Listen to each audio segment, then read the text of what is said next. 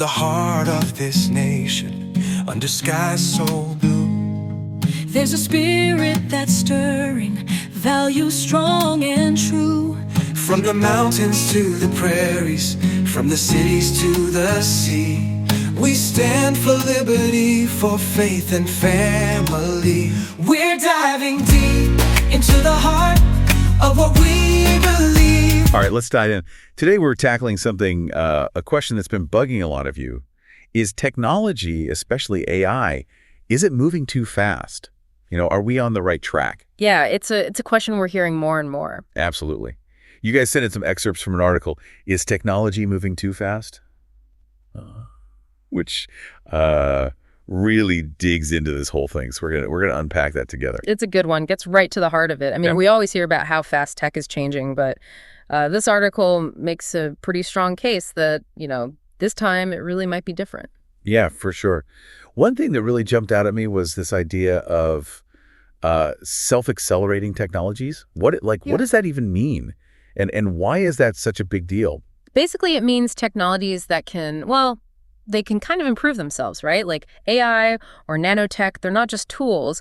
They can actually design and create even more powerful versions of themselves. It's like a snowball effect almost. Whoa, so they're not just getting better, they're getting better and getting better. Exactly. The article calls it autocatalysis. It basically means these advancements kind of feed off themselves, so it's not just a steady climb, it's like exponential growth. Okay, now that is a little mind-bending. So instead of like a steady climb, it's more like we could be facing a technological explosion. Yeah, exactly. And the thing is, the potential consequences of that are, they're pretty hard to predict. I mean, this kind of rapid acceleration, it could lead to instability, not just in tech, but like in society, economics, even politics, right? So, okay, I have to ask, what does this mean for, the average person? Is this something we should actually be worried about in our everyday lives? Well, think about how quickly your last smartphone became obsolete. That's just a little taste of this acceleration. Now imagine that pace, that speed applied to everything. Yeah. Healthcare, transportation, even jobs. Okay, yeah, now I'm starting to see why you sent this in. It's a little unsettling to think about. But, I mean, the article also acknowledges the good stuff, right? The amazing benefits of rapid progress. I mean, we can't ignore that. Oh, absolutely. Like increased efficiency, being connected to anyone in the world instantly, medical breakthroughs. Tech has the potential to solve some of humanity's biggest problems. Right, for sure. But then it's at what cost, right? I mean, the article kind of paints this picture of a double-edged sword, advancements, but also some serious downsides. Yeah, there are trade-offs. Like what? Give me some examples. Well, job displacement because of automation, concerns about privacy, even potential mental health issues because we're so connected all the time. Those are just a few. Yeah, those are some heavy hitters for sure. Mm-hmm. And it's not just hypothetical, right? We're already seeing AI changing entire industries. Right. Think about the legal field, for example.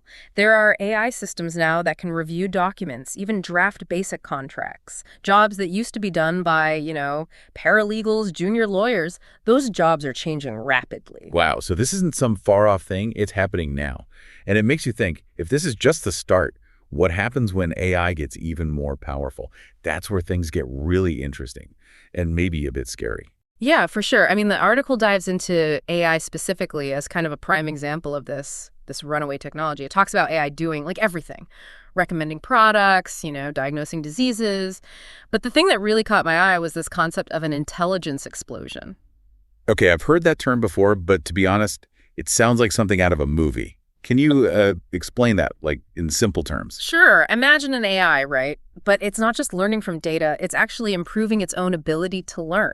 And it does that at an incredible rate, exponentially. So eventually it could surpass human intelligence, right? Become smarter than us. Some experts even call it super intelligent. Okay, yeah, now that sounds like a movie plot. But yeah, is that actually possible? Or is that, are we getting into science fiction territory here? Honestly, whether that'll happen and when, it's still a big debate. But the possibility, the potential for AI to become smarter than us, it's something we gotta consider seriously. The important thing is to make sure AI is developed and used responsibly, ethically, right? That makes sense. Yeah. But how do you even regulate something as complex as AI?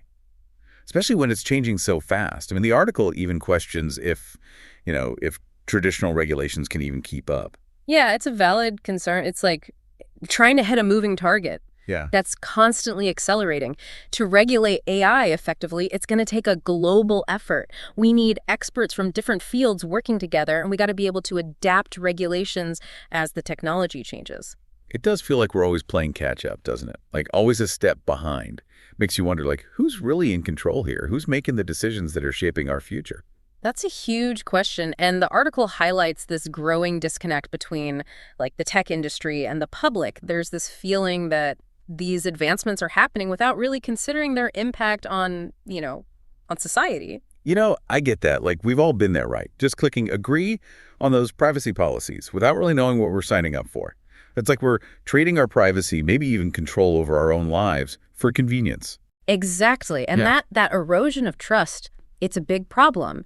If we want AI and these other technology to actually benefit us, benefit humanity, we need to build a system based on transparency and accountability and a real dialogue between, the people making the tech, policymakers, and the public.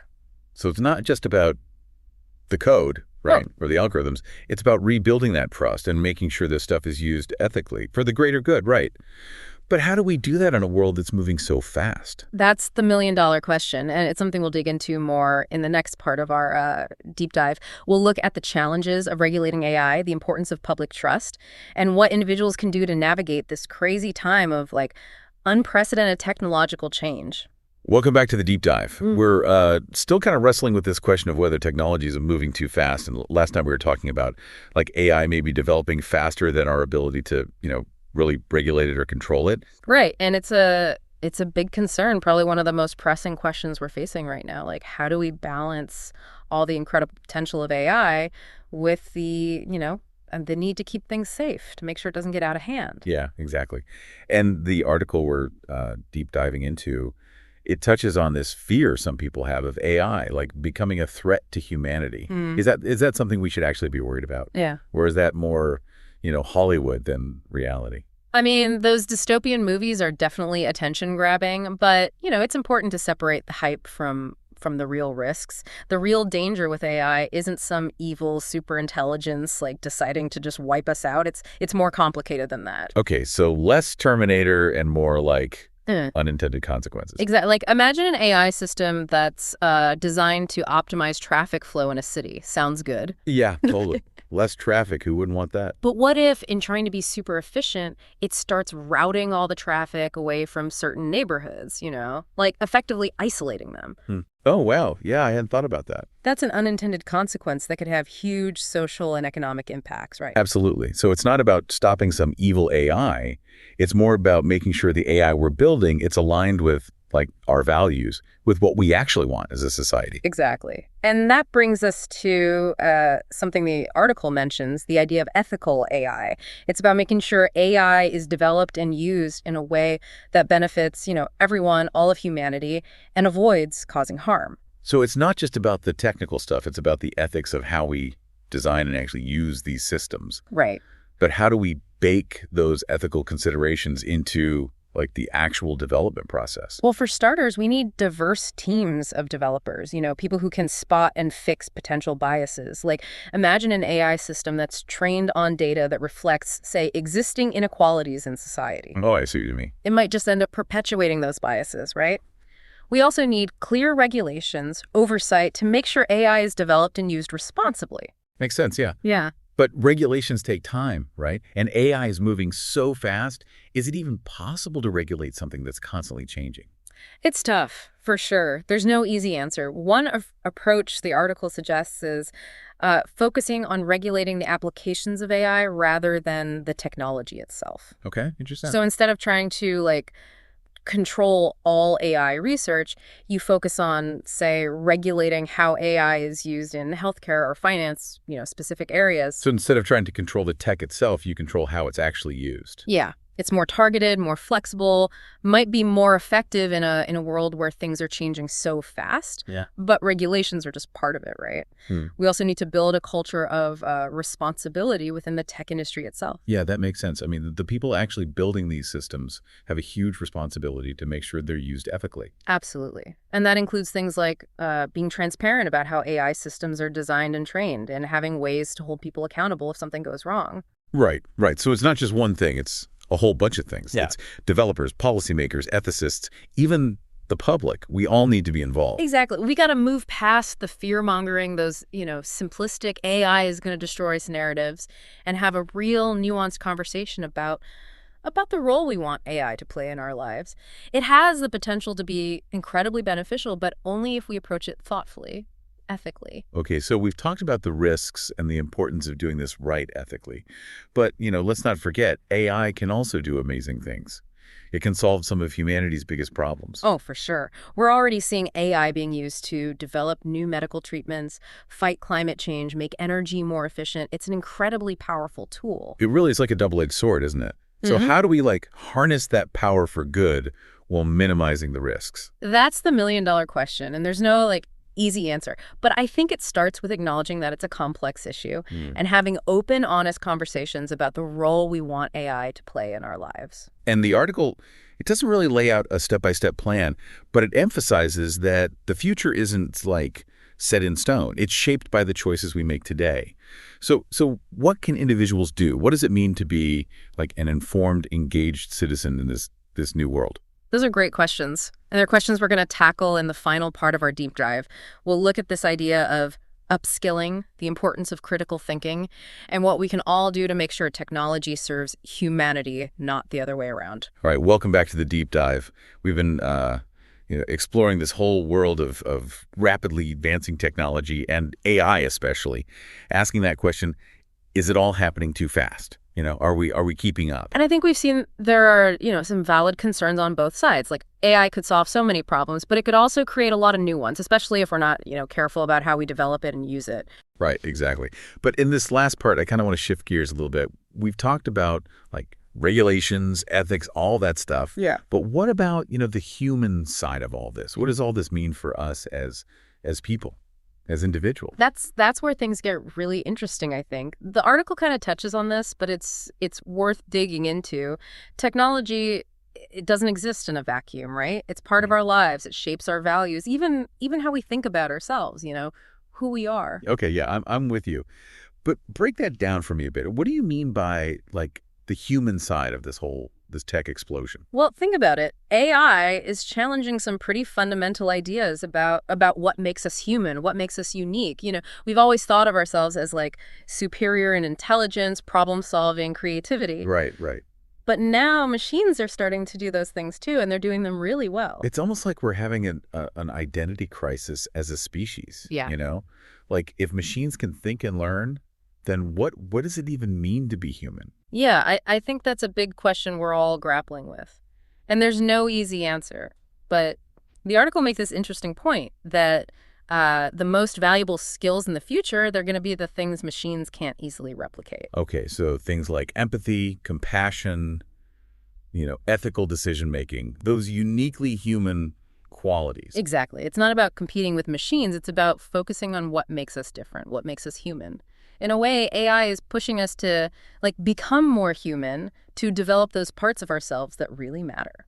I like that. So instead of fearing AI, maybe we should see it as a chance to grow, to become better, both individually and as a society. I think that's a much healthier way to look at it. And one thing the article really emphasizes is the importance of what it calls upskilling. Right. That came up earlier. But it's not just about learning to code, is it? It's got to be more than that. Yeah, it's much bigger than that. It's about constantly learning and adapting and developing those uniquely human skills, critical thinking, creativity, emotional intelligence, the kind of stuff that will always be valuable no matter how much technology changes. So it's not so much about any specific skill. It's more about a mindset of lifelong learning, being flexible and adaptable. Yeah, exactly. We don't know what the future holds, but we know it's going to be different. So we need to be ready to embrace that change, to kind of evolve with it. That can be kind of scary for some people, right? Like, where do you even start? Well, you're already doing it by being here, engaging in this conversation, being curious and thinking critically about technology. That's the first step. You're already ahead of the game. Well, that's good to hear. And I guess the next step is to, really make an effort to learn and grow personally, professionally, however you can. Exactly. There are so many resources out there these days, online courses, workshops, even just, talking to people who are thinking about these same issues. The key is just, stay curious, stay engaged, keep learning. That's a really hopeful message, and it kind of brings us back to the whole point of this deep dive, right? The future isn't something that just happens to us. We're creating it every day through the choices we make. Yeah, I love that. We have a responsibility to shape this future, to make sure technology serves humanity, helps us build a better world for everyone. Well said. So everyone listening, we'll leave you with this. Embrace the unknown, stay curious, and never stop learning. Thanks for joining us on this pretty amazing deep dive into the future of technology. It's been a blast.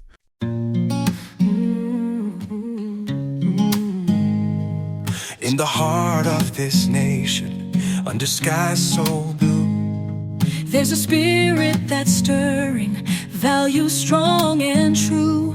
from the mountains to the prairies, from the cities to the sea, we stand for liberty, for faith and family.